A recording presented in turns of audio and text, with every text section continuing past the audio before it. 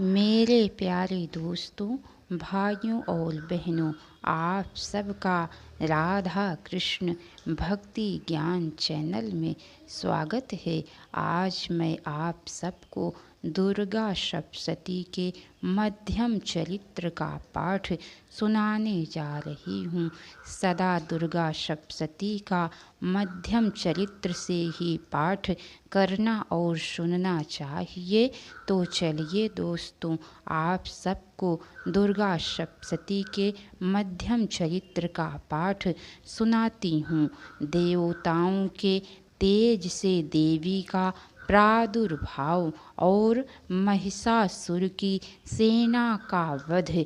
ओम। मध्यम चरित्र के विष्णु ऋषि महालक्ष्मी देवता उश्लिक छंद शाकांभरी शक्ति दुर्गा बीज वायु तत्व और यजुर्वेद स्वरूप हैं। श्री महालक्ष्मी की प्रसन्नता के लिए मध्यम चरित्र के पाठ में इसका विनियोग है।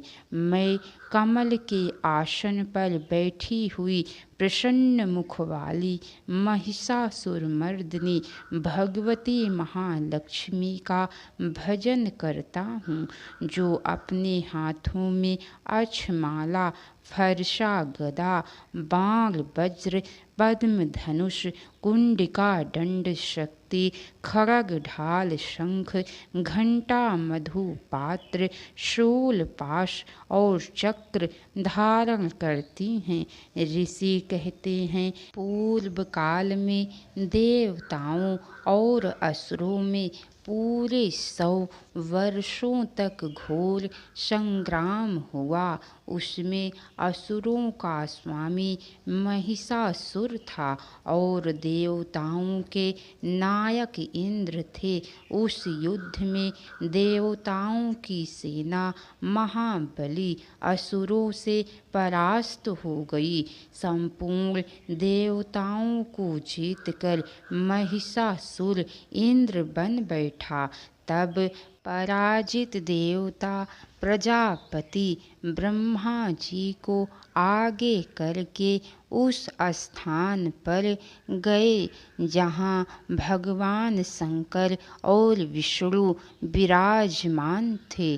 देवताओं ने महिषासुर के पराक्रम तथा अपनी पराजय का यथावत वृतांत उन दोनों देवेश्वरों से विस्तार पूर्वक कह सुनाया। वे बोले, भगवान महिषासुर सूर्य, चंद्र, अग्नि, वायु, चंद्रमा, यम, वरुण तथा अन्य देवताओं के भी अधिकार छीन कर स्वयं ही सबका अधिष्ठाता बना बैठा है।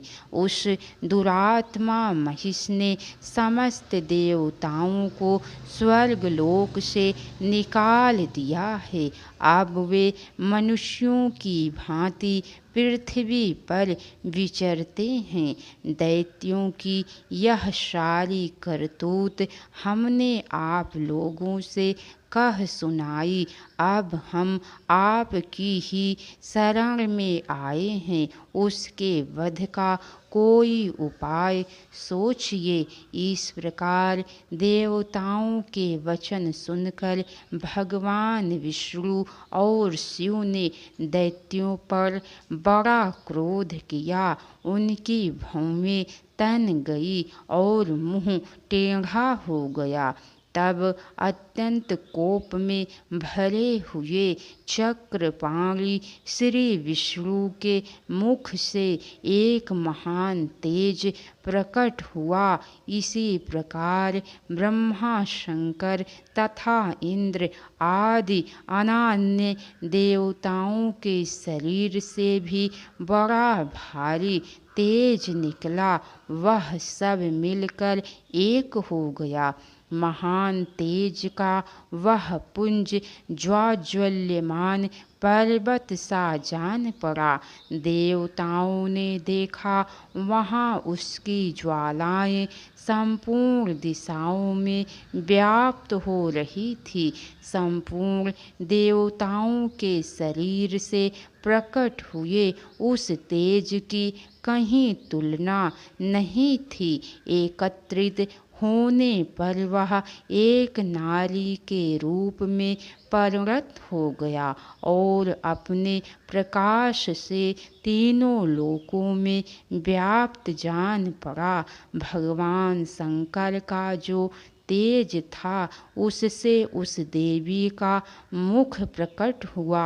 यमराज के तेज से उसके सिर में बाल निकल आए। श्री विष्णु के तेज से उसकी भुजाएं उत्पन्न हुई। चंद्रमा के तेज से दोनों स्तनों का और इंद्र के तेज से मध्यम भाग कटी प्रदेश का प्रादुर्भाव हुआ।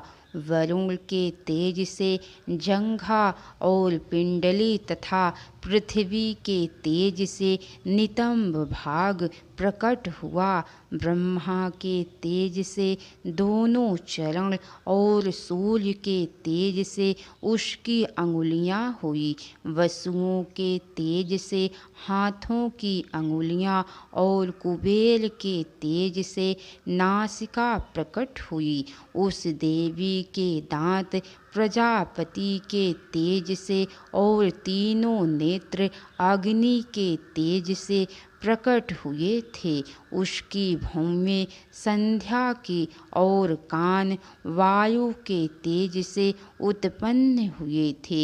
इसी प्रकार अन्य अन्य देवताओं के तेज से भी उस कल्याणमयी देवी का प्रादुर्भाव हुआ।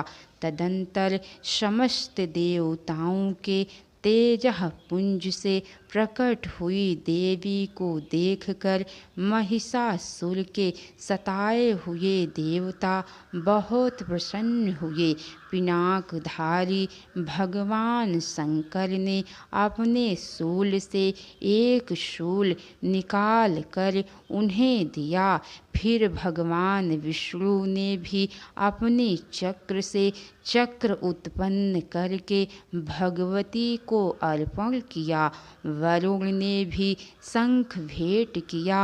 अग्नि ने उन्हें शक्ति दी और वायु ने धनुष तथा बाण भरे हुए 2 तरकश प्रदान किए। सहस्त्र नेत्रों वाले देवराज इंद्र ने अपने वज्र से वज्र उत्पन्न करके दिया और ऐरावत हाथी से उतार कर 1 घंटा भी प्रदान किया। यमराज ने काल दंड से दंड, वरुण ने पास, प्रजापति ने स्फटिकाक्ष की माला तथा ब्रह्मा जी ने कमंडलू भेंट किया। सूर्य ने देवी के समस्त रोमकूपों में अपनी किरणों का तेज भर दिया। काल ने उन्हें चमकती हुई ढाल और तलवार दी। क्षीर समुद्र ने उज्ज्वल हार तथा कभी जीर्ण न होने वाले 2 दिव्य वस्त्र भेंट किए। साथ ही उन्होंने दिव्य चूड़ामणि, 2 कुंडल, कड़े उज्ज्वल अर्धचंद्र, सब बाहुओं के लिए केयूर, दोनों चरणों के लिए निर्मल नूपुर, गले की सुंदर हंसली और सब अंगुलियों में पहनने के लिए रत्नों की बनी अंगूठियां भी दी। विश्वकर्मा ने उन्हें अत्यंत निर्मल फरसा भेंट किया। साथ ही अनेक प्रकार के अस्त्र और अभेद कवच दिए। इनके सिवा मस्तक और वक्ष स्थल पर धारण करने के लिए भी कभी न कुम्हलाने वाले कमलों की मालाएं दी। जलधि ने उन्हें सुंदर कमल का फूल भेंट किया। हिमालय ने सवारी के लिए सिंह तथा भांति भांति के रत्न समर्पित किए।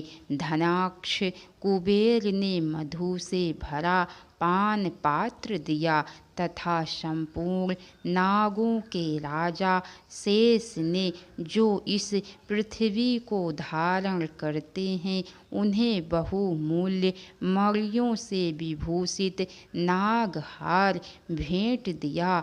इसी प्रकार अन्य देवताओं ने भी आभूषण और अस्त्र शस्त्र देकर देवी का सम्मान किया। तत्पश्चात उन्होंने बारंबार अट्टहास पूर्वक उच्च स्वर से गर्जना की। उनके भयंकर नाद से संपूर्ण आकाश गूंज उठा। देवी का वह अत्यंत उच्च स्वर से किया हुआ सिंहनाद कहीं समा ना सका। आकाश उसके सामने लघु प्रतीत होने लगा। उससे बड़े जोर की प्रतिध्वनि हुई, जिससे संपूर्ण विश्व में हलचल मच गई और समुद्र कांप उठे, पृथ्वी डोलने लगी और समस्त पर्वत हिलने लगे। उस समय देवताओं ने अत्यंत प्रसन्नता के साथ सिंहवाहिनी भवानी से कहा, देवी तुम्हारी जय हो।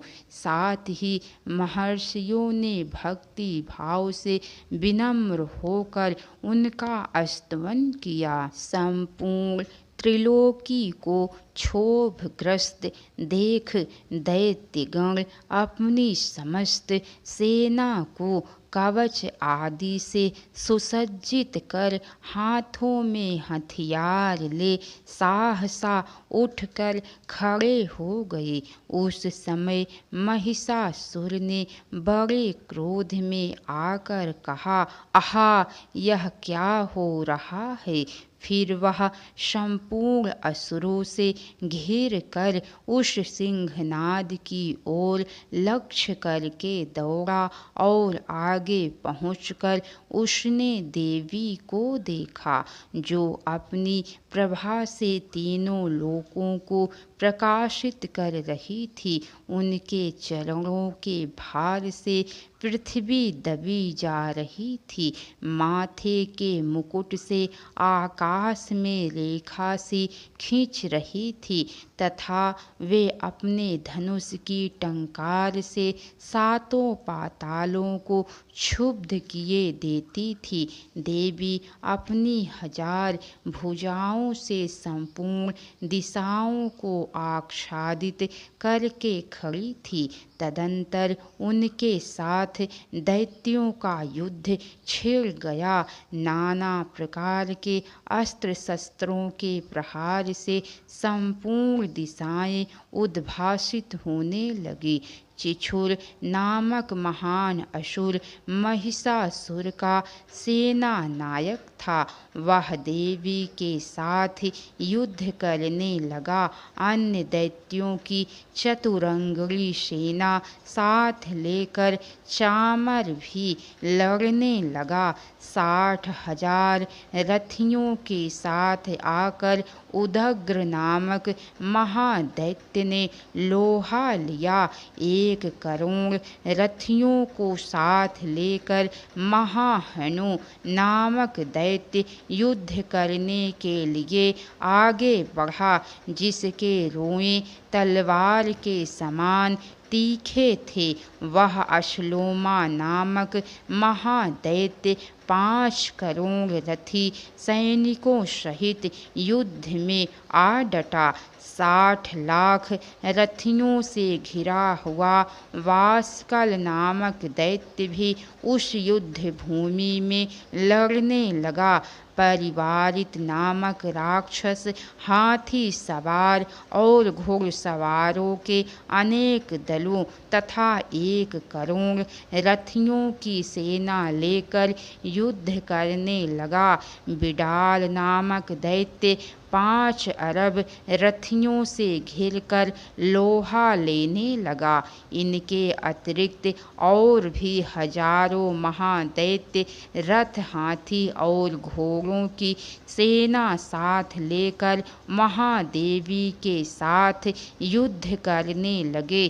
स्वयं महिषासुर उस रणभूमि में कोटि कोटि सहस्त्र रथ, हाथी और घोड़ों की सेना से घिरा हुआ खड़ा था। वह दैत्य देवी के साथ तोमर, भिंदी, पाल, शक्ति, मूसल, खड्ग, परशु और पट्टिस आदि अस्त्र शस्त्रों का प्रहार करते हुए युद्ध कर रहे थे। कुछ दैत्यों ने उन पर शक्ति का प्रहार किया, कुछ लोगों ने पास फेंके तथा कुछ दूसरे दैत्यों ने खड्ग प्रहार करके देवी को मार डालने का उद्योग किया। देवी ने भी क्रोध में भरकर खेल खेल में ही अपने अस्त्र शस्त्रों की वर्षा करके दैत्यों के समस्त अस्त्र शस्त्र काट डाले। उनके मुख पर परिश्रम या थकावट का रंच मात्र भी चिन्ह नहीं था। देवता और ऋषि उनकी स्तुति कर रहे थे और वे भगवती परमेश्वरी दैत्यों के शरीरों पर अस्त्र शस्त्रों की वर्षा कर रही थी। देवी का वह वाहन सिंह भी क्रोध में भरकर गर्दन के बालों को हिलाता हुआ असुरों की सेना में इस प्रकार विचरने लगा, मानो वनों में दवा नल फैल रहा हो। रणभूमि में दैत्यों के साथ युद्ध करती हुई अंबिका देवी ने जितने निःश्वास छोड़े वे सभी तत्काल सैकड़ों हजारों गणों के रूप में प्रकट हो गए और परशु, भिंदी, पाल, खड्ग तथा पट्टिस आदि अस्त्रों द्वारा असुरों का सामना करने लगे। देवी की शक्ति से बढ़े हुए वे गण असुरों का नाश करते हुए नगाड़ा और शंख आदि बाजे बजाने लगे। उस संग्राम महोत्सव में कितने ही गण मृदंग बजा रहे थे। तदंतर देवी ने त्रिशूल से, गदा से, शक्ति की वर्षा और खड्ग आदि से सैकड़ों महादैत्यों का संहार कर डाला। कितनों को घंटे के भयंकर नाद से मूर्छित करके मार गिराया। बहुतेरे दैत्यों को पास से बांधकर धरती पर घसीटा। कितने ही दैत्य उनकी तीखी तलवार की मार से 2-2 टुकड़े हो गए। कितने ही गदा की चोट से घायल हो धरती पर सो गए। कितने ही मूसल की मार से अत्यंत आहत होकर रक्त वमन करने लगे। कुछ दैत्य शूल से छाती फट जाने के कारण पृथ्वी पर ढेर हो गए। उस रणभूमि में बाण समूहों की वृष्टि से कितने ही असुरों की कमर टूट गई। बाज की तरह झपटने वाले देव पीड़क दैत्यगण अपने प्राणों से हाथ धोने लगे। किन्हीं की बाहें छिन्न भिन्न हो गई, कितनों की गर्दनें कट गई, कितने ही दैत्यों के मस्तक कट कट कर गिरने लगे। कुछ लोगों के शरीर मध्य भाग में ही विदीर्ण हो गए। कितने ही महादैत्य जांघें कट जाने से पृथ्वी पर गिर पड़े। कितनों को ही देवी ने एक बाँह, एक पैर और एक नेत्रों वाले करके 2 टुकड़ों में चीर डाला। कितने ही दैत्य मस्तक कट जाने पर भी गिर कर फिर उठ जाते और केवल धड़ के ही रूप में अच्छे अच्छे हथियार हाथ में ले देवी के साथ युद्ध करने लगते थे। दूसरे कमबंध युद्ध के बाजों की लय पर नाचते थे। कितने ही बिना सिर के धड़ हाथों में खड्ग शक्ति और सृष्टि लिए दौड़ते थे तथा दूसरे दूसरे महादैत्य ठहरो ठहरो यह कहते हुए देवी को युद्ध करने के लिए ललकारते थे। जहाँ वह घोर संग्राम हुआ था वहाँ की धरती देवी के गिराए हुए रथ, हाथी, घोड़े और असुरों की लाशों से ऐसी फट गई थी कि वहाँ चलना फिरना असंभव हो गया था। दैत्यों की सेना में हाथी, घोड़े और असुरों के शरीरों से इतनी अधिक मात्रा में रक्तपात हुआ कि थोड़ी ही देर में वहाँ खून की बड़ी बड़ी नदियाँ बहने लगी। अम्बा ने असुरों की विशाल सेना को क्षण भर में ही नष्ट कर दिया। ठीक उसी तरह जैसे तृण और काष्ठ के भारी ढेर को आग कुछ ही क्षणों में भस्म कर देती है और वह सिंह भी गर्दन के बालों को हिला हिलाकर जोर जोर से गर्जना करता हुआ दैत्यों के शरीरों में से मानो उनके प्राण चुने लेता था।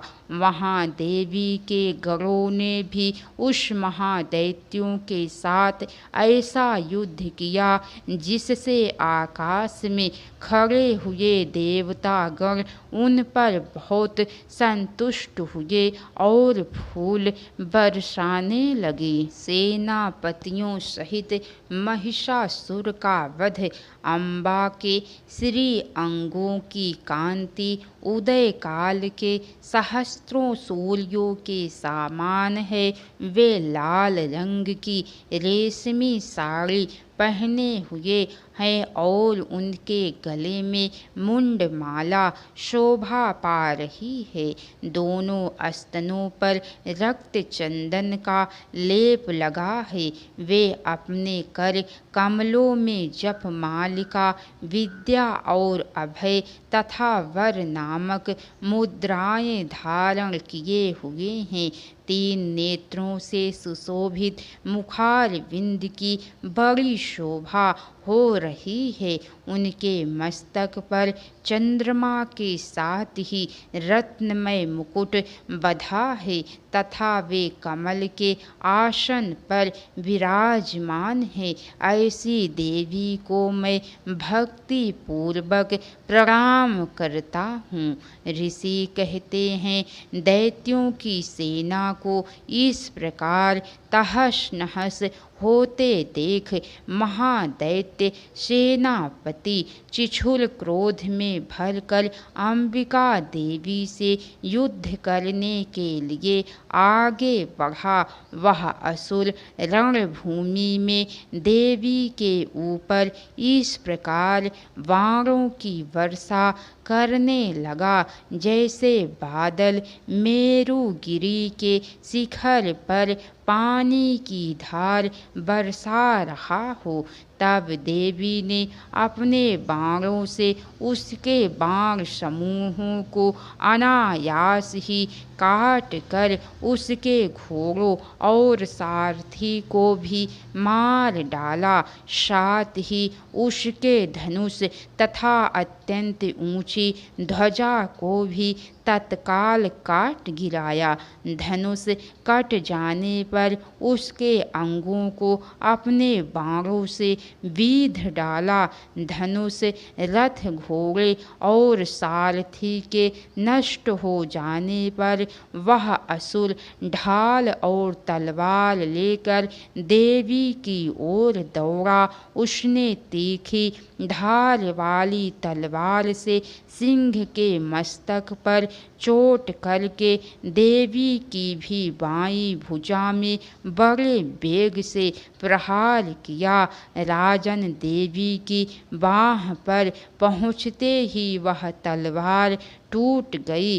फिर तो क्रोध से लाल आंखें करके उस राक्षस ने शूल हाथ में लिया और उसे उस महादैत्य ने भगवती भद्रकाली के ऊपर चलाया। वह शूल आकाश से गिरते हुए शूल मंडल की भांति अपने तेज से प्रज्वलित हो उठा।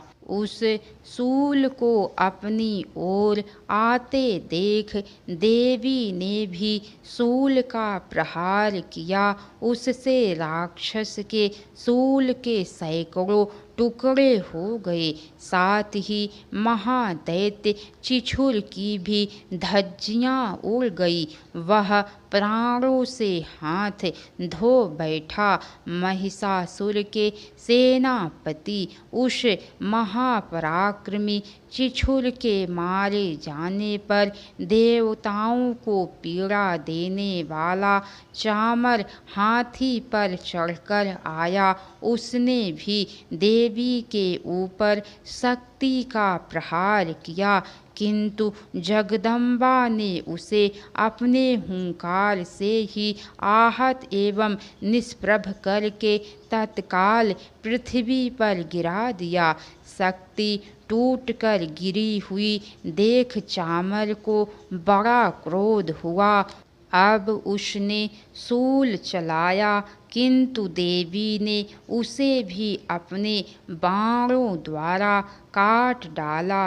इतने में ही देवी का सिंह उछल कर हाथी के मस्तक पर चढ़ बैठा और उस दैत्य के साथ खूब जोर लगाकर बाहु युद्ध करने लगा। वे दोनों लड़ते लड़ते हाथी से पृथ्वी पर आ गए और अत्यंत क्रोध में भरकर एक दूसरे पर बड़े भयंकर प्रहार करते हुए लड़ने लगे। तदंतर सिंह बड़े वेग से आकाश की ओर उछला और उधर से गिरते समय उसने पंजों की मार से चामर का सिर धड़ से अलग कर दिया। इसी प्रकार उदग्र भी शिला और वृक्ष आदि की मार खाकर रणभूमि में देवी के हाथ से मारा गया और कराल भी दांतों, मुक्कों और थप्पड़ों की चोट से धराशायी हो गया। क्रोध में भरी हुई देवी गदा की चोट से उद्धत का कछूमर निकाल डाला। भिंदी पाल से वाष्कल को तथा बाणों से ताम्र और अंधक को मौत के घाट उतार दिया। 3 नेत्रों वाली परमेश्वरी ने त्रिशूल से उग्रास्य, उग्रवीर तथा महाहनु नामक दैत्यों को मार डाला। तलवार की चोट से बिडाल के मस्तक को धड़ से काट गिराया। दुर्धर और दुर्मुख इन दोनों को भी अपने बाणों से यमलोक को भेज दिया। इसी प्रकार अपनी सेना का संहार होता देख महिषासुर ने भैंसे का रूप धारण करके देवी के गलों को त्रास देना आरंभ किया। किन्हीं को थूथुन से मारकर, किन्हीं के ऊपर खुरों का प्रहार करके, किन्हीं किन्हीं को पूंछ से चोट पहुंचाकर, कुछ को सींगों से विदीर्ण करके, कुछ गड़ों को वेग से, किन्हीं को सिंहनाद से, कुछ को चक्कर देकर और कितनों को निःश्वास वायु के झोंके से धराशायी कर दिया। इस प्रकार गणों की सेना को गिराकर वह असुर महादेवी के सिंह को मारने के लिए झपटा। इससे जगदम्बा को बड़ा क्रोध हुआ। उधर महापराक्रमी महिषासुर भी क्रोध में भरकर धरती को खुरों से खोदने लगा तथा अपने सींगों से ऊंचे ऊंचे पर्वतों को उठाकर फेंकने और गरजने लगा। उसके वेग से चक्कर देने के कारण पृथ्वी क्षुब्ध होकर फटने लगी। उसकी पूंछ से टकराकर समुद्र सब ओर से धरती को डुबोने लगा। हिलते हुए सिंहों के आघात से विदीर्ण होकर बादलों के टुकड़े टुकड़े हो गए। उसके श्वास की प्रचंड वायु के वेग से उड़े हुए सैकड़ों पर्वत आकाश से गिरने लगे।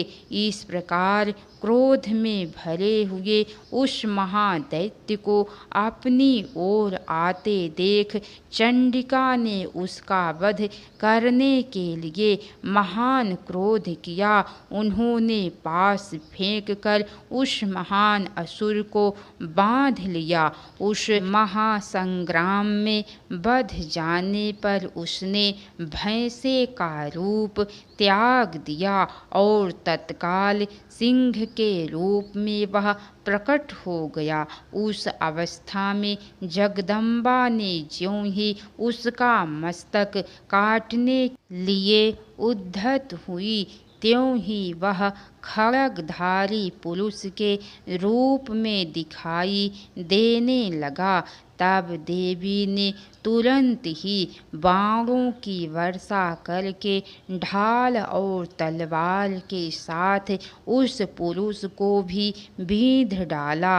इतने में ही वह महान गजराज के रूप में परिणत हो गया तथा अपनी सूंड से देवी के विशाल सिंह को खींचने और गरजने लगा। खींचते समय देवी ने तलवार से उसकी सूंड काट डाली। तब वह महादैत्य ने पुनः भैंसे का शरीर धारण कर लिया और पहले की ही भांति चराचर प्राणियों सहित तीनों लोकों को व्याकुल करने लगा। तब क्रोध में भरी हुई जगन माता चंडिका बारंबार उत्तम मधु का पान करने और लाल आंखें करके हंसने लगी। उधर वह बल और पराक्रम के मद से उन्मत्त हुआ राक्षस गर्जने लगा और अपने सींगों से चंडी के ऊपर पर्वतों को फेंकने लगा। उस समय देवी अपने बाणों के समूहों से उसके फेंके हुए पर्वतों को चूर्ण करती हुई बोली। बोलते समय उनका मुख मधु के मद से लाल हो रहा था और वाणी लड़खड़ा रही थी। देवी ने कहा, ओ मूढ़, मैं जब तक मधु पीती हूँ तब तक तू क्षण भर के लिए खूब गर्ज ले, मेरे हाथ से यहीं तेरी मृत्यु हो जाने पर अब शीघ्र ही देवता भी गर्जना करेंगे। ऋषि कहते हैं, यूं कहकर देवी उछली और उस महादैत्य के ऊपर चढ़ गई। फिर अपने पैरों से उसे दबाकर उन्होंने सूल से उसके कंठ में आघात किया।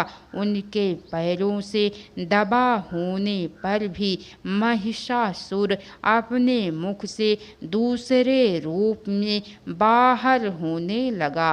अभी आधे शरीर से ही वह बाहर निकलने पाया था कि देवी ने अपने प्रभाव से उसे रोक दिया। आधा निकला होने पर भी वह महादैत्य देवी से युद्ध करने लगा। तब देवी ने बहुत बड़ी तलवार से उसका मस्तक काट गिराया। फिर तो हाहाकार करती हुई दैत्यों की सारी सेना भाग गई तथा संपूर्ण देवता अत्यंत प्रसन्न हो गए। देवताओं ने दिव्य महर्षियों के साथ दुर्गा देवी का स्तमन किया। गंधर्वराज गाने लगे तथा अप्सराएं नृत्य करने लगी। तो बोलिए, जगत जननी जगदम्बा की जय, आदिशक्ति माता दुर्गा की जय, महाकाली महालक्ष्मी महासरस्वती की जय। इसके आगे की कथा दोस्तों आप सबको कल सुनने को मिलेंगी। तो कैसी लगी कथा लाइक करके कमेंट बॉक्स में ज़रूर बताइएगा। अगर हो सके तो एक बार शेयर भी ज़रूर कीजिएगा। तो बोलिए, हर हर महादेव। राधे राधे।